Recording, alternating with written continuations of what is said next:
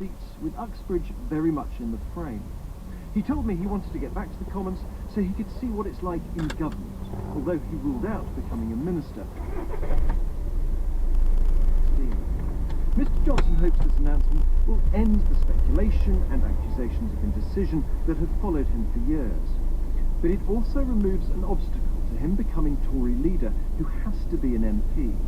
Today, Mr. Johnson did not rule out standing for the leadership when there's next a vacancy. David Cameron tweeted that Mr. Johnson's decision was great news, saying he always wants his star players on the pitch. The Rosetta spacecraft has caught up with a fast-moving comet some 300 million miles from Earth after completing a decade-long voyage through the solar system. The unmanned probe, launched by the European Space Agency, will be the first spacecraft to orbit a comet. The ESA said it was ready to open a treasure chest of scientific discovery in a mission which could unlock some of the secrets of the solar system. Our science correspondent Panab Ghosh reports. We're at the comet! Yeah. There was restrained excitement at Rosetta's Mission Control Center in Germany as scientists received the historic news. Never before had a spacecraft been so close to a comet, 60 miles away, for so long. Over the following weeks, it will carry out a series of manoeuvres that will bring it closer still. Rosetta's operations manager, Sylvain Lodiot, said the mission had so far gone smoothly. Rosetta was looking at us. We knew that we were looking at her, so this is why she waited for us. In November, the spacecraft will be near enough to send down a lander onto the icy surface. In the meantime, Rosetta will take photographs and measurements to find out what the comet is made of. The results will indicate whether comets brought water, some of the important ingredients for life to Earth, billions of years ago. The two sides in the Scottish referendum campaign have been reflecting on last night's televised debate between Alex Salmond and Alistair Darling. Mr. Salmond's supporters say he had to win arguments for independence. Most commentators believe that Mr. Darling has been better. All reviewers for the Guardian newspaper suggested that Mr. Salmond lost. The majority of Scottish newspapers have described the debate as a setback for the Yes campaign. Here's our Scotland correspondent Colin Blaine. Today's newspapers make uncomfortable reading for Scotland's First Minister, Alex Salmond. Alex takes a pounding, says the Daily Record. Darling draws first blood, is the headline in the Herald. A view shared by the Guardian, the Mail and the Telegraph.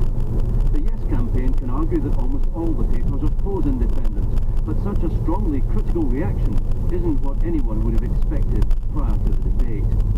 Alex Salmond was regarded as the favourite before the contest, but Alistair Darling, often described as dull in advance, homed in on what he perceived as a key witness in the Yes campaign.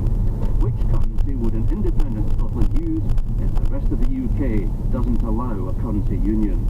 That's become the question to which Mr. Salmond must find an answer. The high street chemist Boots is being taken over by the US pharmacy giant Walgreens, which already owns just under half the company. Walgreens bought a 45% stake in the owner of the chain, Alliance Boots, in 2012, and now wants to take over the remaining shares in a deal worth £9 billion.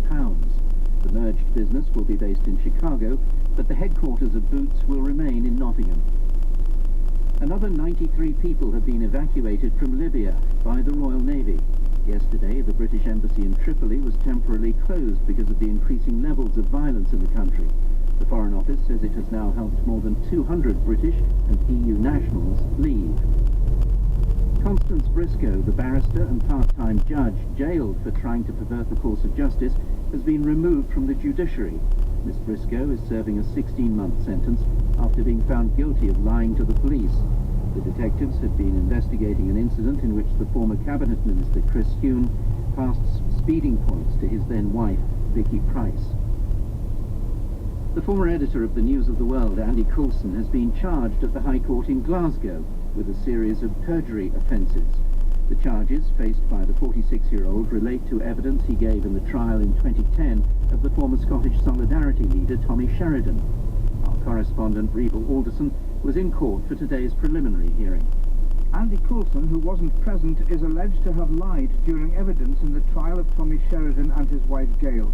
The charges say during that case he falsely claimed under oath he didn't know there was a culture of phone hacking at the News of the World where he had been editor. The charge sheet gives examples of